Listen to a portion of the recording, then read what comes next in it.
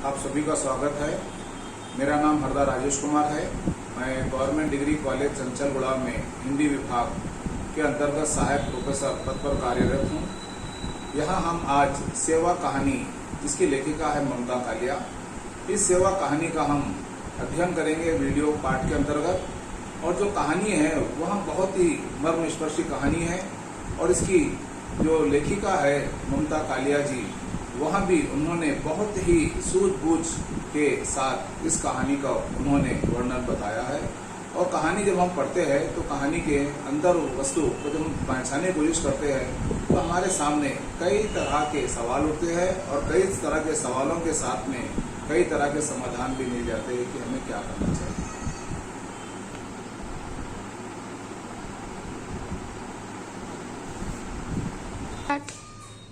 आज हम सेवा कहानी पढ़ने के पहले हम उसकी लेखिका ममता कालिया के व्यक्तित्व एवं कृतित्व पर प्रकाश डालेंगे। तो ममता कालिया जी का जन्म 2 नवंबर 1940 को वृंदावन में जन्मी ममता कालिया की शिक्षा दिल्ली, मुंबई, पुणे, नागपुर और इंदौर के शहर में हुई है। उनके पिता विद्याभूषण अग्रवाल बड़े विद्वान थे। उन्हीं का प्रभाव ममता जी पर पड़ा। ममता जी कालिया ने जीवन के संघर्ष में युद्धरत स्त्री का व्यक्तित्व उभारा और अपनी रचनाओं में रेखांकित किया। उनके अनुसार स्त्री का संघर्ष पुरुष से अलग नहीं है, कमतर भी नहीं है, वरन समाज शास्त्रीय अर्थों में ज्यादा विकट और कठिन है। ममता जी का बाल्यकाल कृष्ण नगरी, मथुरा और आगरा में बीता। उन्होंने दिल्ली विश्वविद्यालय से अंग्रेजी में MA की उपाधि प्राप्त की। समकालीन लेखिकाओं में वे प्रतिभा संपन्न साहित्यकार है। उनके 8 उपन्यास बेघर, नरक, दर नरक, प्रेम कहानी, लड़कियां, एक पत्नी के नोट्स, दौड़, दुखम सुखम, अंधेरे का ताला, सीट नंबर 6, एक अदद औरत, मुखोटा निर्मोही, 25 साल की लड़की, खुश किस्मत, 3 एकांकी तथा 4 का कविता संग्रह प्रसिद्ध है। उनके कल परसों के बरसों संस्करण भी प्रसिद्ध है। ममता कालिया के रचना लोक में 2 तरह की छवियां हैं। एक में हमारे भारतीय समाज में मध्यवर्गीय नारी की पीड़ा का अंकन है, तो दूसरे में सामान्य जीवन के अनुभव है। कहानी की पृष्ठभूमि के अंतर्गत हम देखते हैं कि सेवा कहानी में ममता कालिया जी ने आज के समाज को तार तार कर देने वाले कटु सत्य के बारे में बताया है। इस कहानी का प्रमुख पात्र नरोत्तम सहाय है। सेवा निवृत्त होने के पश्चात वे घर पर ही रहते हैं। एक दिन उनकी पत्नी को ब्रेन हेमरेज के कारण अस्पताल में भर्ती करवाना पड़ता है। बेटा बेटी, बहू, दामाद कहने को तो सभी है, किंतु किसी के पास इतना समय नहीं है कि वे नरोत्तम सहाय की पत्नी की देखभाल कर सके। वे सब अपने अपने कामों में व्यस्त है। इस भाग दौड़ की जिंदगी में रिश्ते कब कमजोर पड़ जाते इसका पता ही नहीं चलता। अंत में नरोत्तम सहाय का यहाँ कहना, सुनो तुमने किसी को फुर्सत नहीं है तुम्हारे लिए, तुम्हारे बाद मेरा क्या होगा, मैंने अभी से देख लिया, तुम जल्दी से ठीक हो जाओ, देखो आंखें खोलो, तुम्हारे सिवा मेरा और ही कौन कहानी की पीड़ा को उद्घाटित करता है। वृद्ध संपत्ति की व्यथा का अत्यंत यथार्थ एवं मार्मिक अंकन इसमें किया गया है। कहानी के अंतर्गत हम देखते हैं कि नरोत्तम सहाय सेवानिवृत्त होने के पश्चात वे घर पर ही रहते हैं। एक दिन उनकी पत्नी का बाथरूम में पांव फिसल जाने से हल्की सी चोट आई थी। इससे उनको ब्रेन हेमरेज हो गया, जिसकी वजह से उनकी अस्पताल में भर्ती करवाना पड़ा। उनके एक बेटे और 2 बेटियां हैं। सब अपने अपने कामों में व्यस्त है। इधर 15 दिन से जब से पत्नी बीमार पड़ी है, नरोत्तम साहब भयंकर अकेले हो गए। उन्हें हैरानी थी कि कैसे जरा सी चोट लगने से वहां घायल होकर अस्पताल पहुंच गई और यहां भी 15 दिन से बेहोश है। अर्थात बाथरूम में पांव फिसल जाने से उनकी कनपट्टी पर हल्की सी चोट आई थी, पर वहां तत्काल बेहोश हो गई। नरोत्तम सहाय ने उसे करामिसिन, गोल्ड ड्रॉप्स और जो भी समझ में आया देकर देखा, कुछ ना हुआ। लाचार वे पड़ोसियों के कहने पर पत्नी को अस्पताल ले आए। पता चला कि उन्हें ब्रेन हेमरेज हो गया और वहां तीनों बच्चों को खबर देने लगे। 2 दिन के अंदर दोनों लड़कियां मां के पास आई, मम्मी करती। जब नरोत्तम सहाय ने उन्हें चोट के बारे में बताया, लड़कियों ने गुस्से से उनकी तरफ देखा, मानो उन्हीं की गलती से पत्नी मां गिर पड़ी है। लड़कियों को माँ की बेहद फिक्र थी, पर दोनों अपने अपने दफ्तर से छुट्टी लेकर आई थी। ज्यादा देर तक टिककर बैठना उनके लिए मुमकिन न था। 3 दिन उन्होंने अस्पताल का उपचार देखकर संतोष प्रकट किया। इलाज ठीक हो रहा था। पास ही सिस्टर का ड्यूटी रूम था। पापा मम्मी का ठीक से इलाज कराइए, आपको भी ध्यान रखना है इनका। पत्नी के नाक में नली थी, जिसके रास्ते दूध, जूस और पानी उन्हें दे दिया जा रहा था। ड्यूटी पर तैनात नर्स नियम से 3 घंटे बाद आती और उन्हें पथ्य पिला जाती। बेटियों ने अफसोस से सिर हिलाया। मम्मी होश में आती है तो हम कोई ताकत की चीज बनाकर उन्हें खिलाते, पर अब तो लिक्विड्स के सिवा और कुछ उनको नहीं दिया जा सकता। हमारे रुकने इसके क्या फायदा पापा, हम जाएं? नरोत्तम सहाय का मन बेटियों के आने से थोड़ा संभला था। उनके जाने की सुनकर वे फिर चिंतित हो गए। मैंने वहां पर लेखक बताते हैं कि वहाँ कोमा के मरीज कई बार साल तक बेहोश पड़े रहते हैं। ये अगर ऐसा हो गया तो बेटियों ने कहा, पापा आप तो अभी से घबरा गए, जरा सोचिए, हमारी माँ ने 40 साल आपकी सेवा की है, वहाँ भी जब तब आप स्वस्थ और समर्थ थे। वे आज बीमार पड़ी है तो आपका फर्ज है कि आप इनकी सेवा करें। नरोत्तम जी अपनी हष्ट पुष्ट बेटियों को देखकर उनके मन में आया कि कहे कि सेवा तो तुम्हारी माँ ने भी तुम्हारी कम नहीं की। बिटिया चूहे जैसी पैदा हुई थी तुम दोनों, पर वे लड़कियों का दिल दुखाना नहीं चाहते थे। वे जानते थे कि उनके ऊपर गृहस्थी और नौकरी के दोहरे संकट है। तो लड़कियां कहने लगी, याद रखिए पापा, हमारी मम्मी के हाथ में छोटी सी उंगली भी हिलती रहे तो उन्हें जिलाया रखना। हमें अपनी माँ संसार से ज्यादा प्यारी है, और कुछ नहीं तो कहने को तो हमारी माँ अभी है। बड़ी बेटी ने अपनी साड़ी का पटली ठीक करते हुए कहा। उसके बाद आगे देखते हैं कि पुराने दिनों के साथियों को खबर लगी तो उसमें से कई आकर मिसेज सहाय को देख गए। सहृदय लोग थे, सबने अपने अपने फोन नंबर नरोत्तम जी को दे दिए। जिसने किसी भी जरूरत को संपर्क करने के लिए कहा। 4-5 दिन में नरोत्तम जी की डायरियां फोन के नंबरों से भर गई।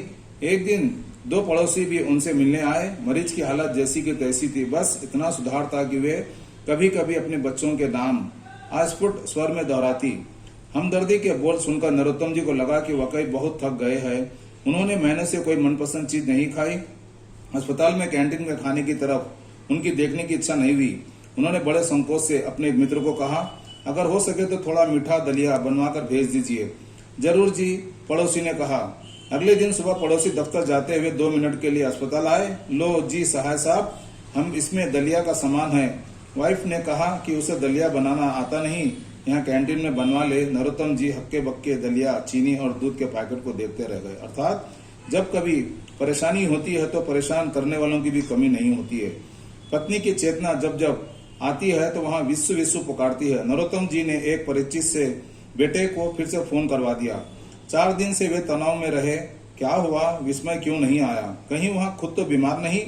यहाँ देखिए पिताजी की ममता अपने बेटे के प्रति कैसी है। ये उसने कोई खबर क्यों नहीं भेजी? 5वें दिन सुबह 9 बजे विस्मय नीली मारुति वार्ड के सामने आकर रुकी। उनका बेटा, बहू, दोनों पोते कमरे में दाखिल हुए। पीछे पीछे फलों के थैले लिए हुए ड्राइवर। इन सबके बाद नन्हा पालतू नाटी भी साथ में था, कुत्ता। तो यहाँ पर देखेंगे कि भी जो विस्मय है वह जो है जापान गया हुआ था। जापान को कॉन्फ्रेंस से उसने काम किया और जो है रात में आया और सुबह माँ का पता चला, वह अस्पताल आ गया था। तो यहाँ पर हम बताते हैं कि यहाँ देखते हैं कि नरोत्तम साहय जी जो है अपने बच्चों के प्रति कितना प्रेम रखते हैं, वह कितनी बच्चों की चिंता रखते हैं ये। और इस तरह से हम देखते हैं कि यहाँ पर हम देख रहे हैं कि यहाँ पर विस्मय जो है ये अपनी माँ को कितना चाहता है। ये सबने अपनी अपनी तरह से बेहोश माँ को प्यार किया। विस्मय ने माँ का तकिया ठीक करते हुए कहा, पापा मम्मी बिल्कुल ठीक हो जाएगी, देख लेना। विदेश में तो एक लड़की 23 साल बाद कोमा से एकदम भली चंगी होकर निकली। कार एक्सीडेंट में हुआ था उसका। नरोत्तम जी का पोर पोर थकान से बेजान हो रहा था। डाली ने उसके लिए संतरा छील कर दिया तो लगा उसे भी सेवा और आराम की जरूरत है। नरोत्तम खिड़की से बाहर बच्चों को नाटी के साथ खेलते हुए, नाटी जो है कुत्ता है ये, नाटी के साथ खेलते खेलते देख रहे थे। फिर वे बताने लगे कैसे माँ का स्वास्थ्य पिछले कई महीनों से लमटम पष्टम चल रहा था। आधी रात में पेशाब करने उठी तो बाथरूम में फिसल पड़ी। तो बेटे को अपने माँ की घटना के बारे में सुनाना चाहते हैं। तो बेटा कहता है, पापा जब मम्मी इतनी कमजोर थी तो उनके बिस्तर के पास कमोड क्यों नहीं रखवा दिया आपने? इसे गंदा लगता है, क्या करूं, पुरानी आदत है, बदलती नहीं है ये। नरोत्तम जी को अपनी गलती महसूस हुई। वे बेटे के सामने अपने आप को अनाड़ी और पुराना पा रहे थे। यूं तो अपने समय में उच्च पद पर अधिकारी रहे और अपने दफ्तर के शहंशाह, लेकिन बेटे के अपनी कंपनी में कुछ 7 साल में इतनी तरक्की कर ली कि उसे न सिर्फ पिता को बल्कि अपने साथियों को भी बहुत पीछे छोड़ दिया था। आए दिन उसका देश प्रदेश का दौरा रहता था। महज 30 साल की उम्र में उसके व्यक्तित्व में गजब का आत्मविश्वास था। बेटे को देखकर नरोत्तम जी के मन में बेचैनी शब्द टूटी। वे कभी डॉक्टरों के पर्चे दिखाने लगते तो कभी दवाओं की पर्चियां या शीशियां दिखाने लगते। अकेले घर में मुझे काटने लगता है तो बताते हैं कि भाई, बेटा कहता है पापा आप घर चले जाओ, तो वो कहते हैं कि भाई घर में मुझे काटने को लगता है। क्या करूं, मेरी तो अकल हैरान है। 15 दिन से बस यही हूं और बिस्तर साथ में रहता हूं। मैं रात में ठीक से सो नहीं पाता, कहीं गिर ना पड़े। बिस्तर ऊंचा है, यहाँ बीच बीच में चौंकती है। आगे हम देखते हैं कि नरोत्तम साहब जो है ये किस तरह से अपनी पत्नी के बारे में अपनी बेटी को बताना चाहते थे। नरोत्तम जी बता रहे थे, मंगलवार का दिन था। इसका ब्लड प्रेशर उस दिन बिल्कुल ठीक था। शाम को ही डॉक्टर तुली ने घर आकर इनकी देखभाल की। दोनों यहाँ स्लिप ना हुई तो आज भले ही घर पहुंचे होते। विस्मय बड़ी बेचैनी से एक बार पिता को देख रहा था।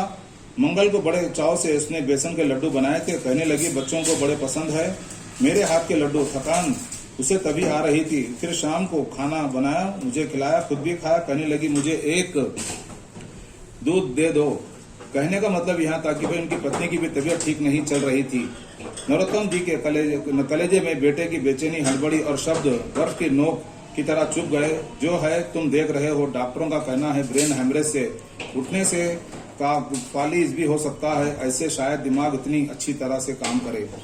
पापा आप बुरा क्यों सोचते हो? अगर मेरी मम्मी है तो उन्हें कुछ नहीं होगा। चीयर अप, मम्मी ठीक हो जाएगी। विस्मय उठ खड़ा हुआ। बेटा कह रहा था, पापा आप मम्मी के बारे में कुछ बुरा क्यों सोचते हो?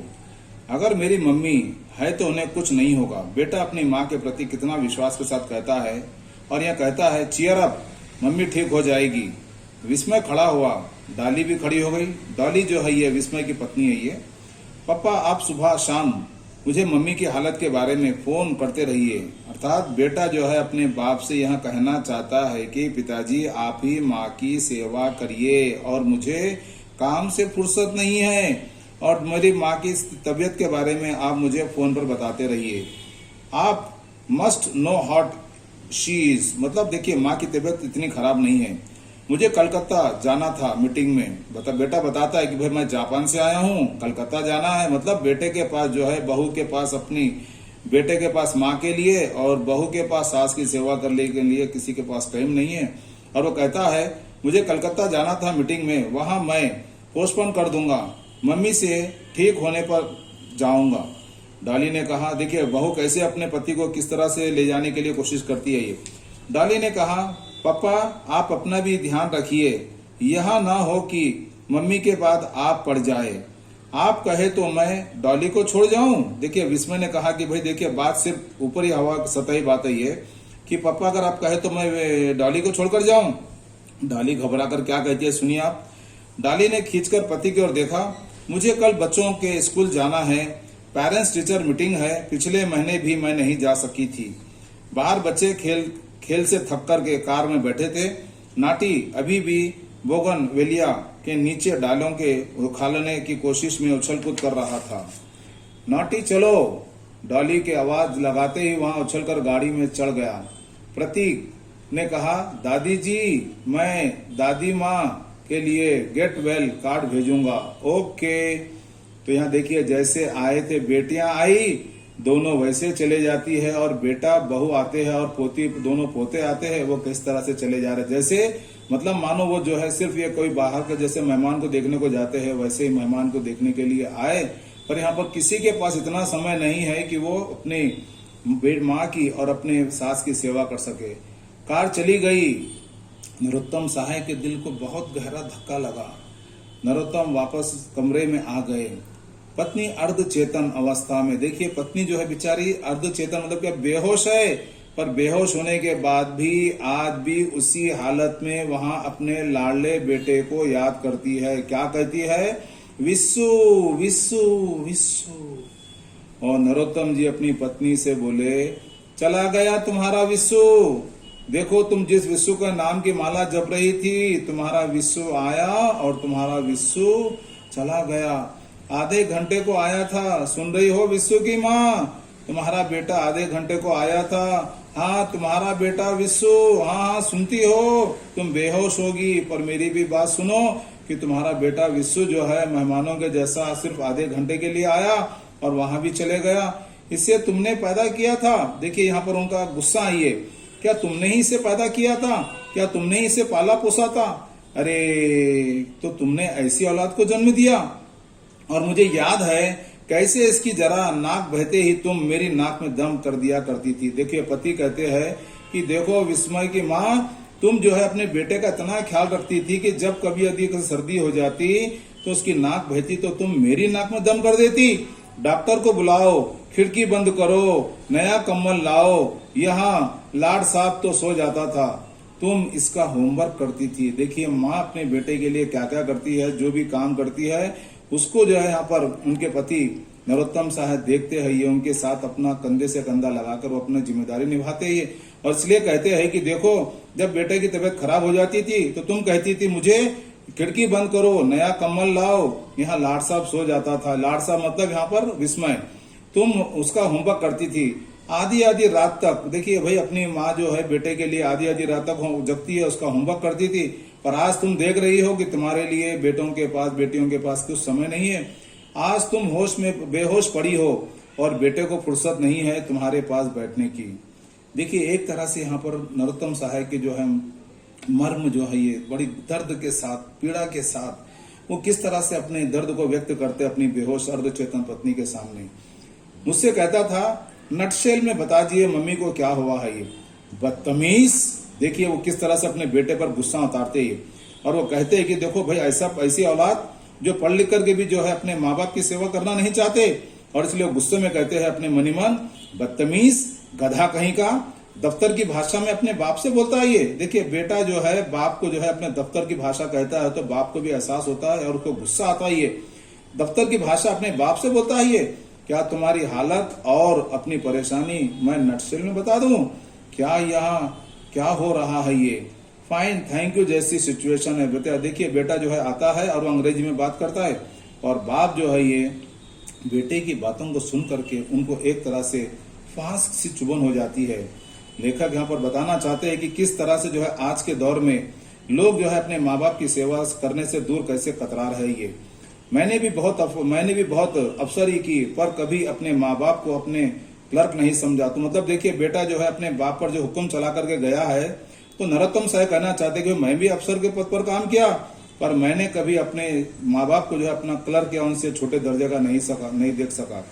ये तुम्हें देखने नहीं, देखो बताना चाहते हैं कि देखो विस्मय की माँ, ये बेटा तुम्हारा तुम्हें देखने के लिए नहीं, जैसे ऑफिस में कुछ काम के लिए जाते हैं विजिट पे, वो विजिट करने के लिए आया था। जब ये पोते पैदा हुए थे, देखो जब विस्मय के जब बेटे पैदा हुए थे दोनों पैदा हुए थे, तुम अपना नहाना खाना भूल रात दिन लगी रही इनमें। आज बहू को तुम्हारे लिए वक्त नहीं। अर्थात देखिए आज बेटा जैसा है बहू वैसी है। तो कहने का मतलब यह कि भाई घर में जो है बेटियों को भी फुर्सत नहीं है। बेटियां कहती है कि भाई हमारा घर परिवार है, नौकरी हम छोड़ करके आई।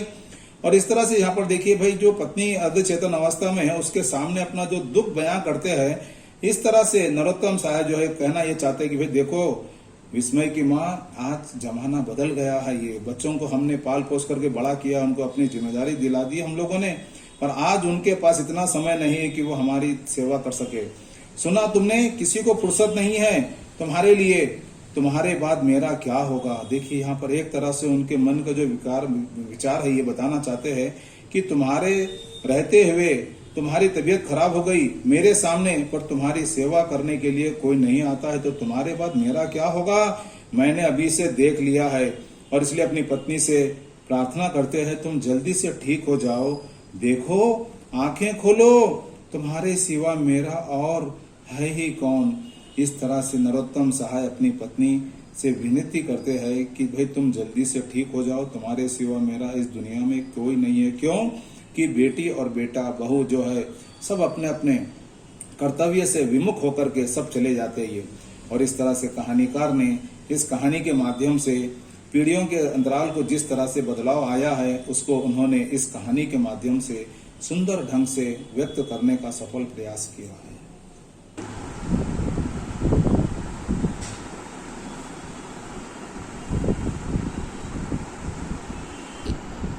सच में कहा जाए तो माता पिता की सेवा ही भगवान की सेवा है। सच है, लोगों ने कहा है कि भाई माँ बाप से बढ़कर दुनिया में और कोई नहीं होता ही, क्योंकि माँ बाप जो है जितना अपने संतान को जिस तरह से पाल पोस कर बड़ा करते हैं उनकी 100 गलतियों को माफ भी कर देते हैं। और इस संदर्भ में कहा जा सकता है, फूल कभी दोबारा नहीं खिलते, जन्म कभी दोबारा नहीं मिलते, मिलते हैं हजारों, पर हजारों गलतियां माफ करने वाले माँ बाप नहीं मिलते। अर्थात हमें यह देखना है कि सदा हमें अपने माँ बाप की सेवा करने के लिए हमें सदा अपने आप को तैयार रखना चाहिए और यही अपना कर्तव्य समझना चाहिए।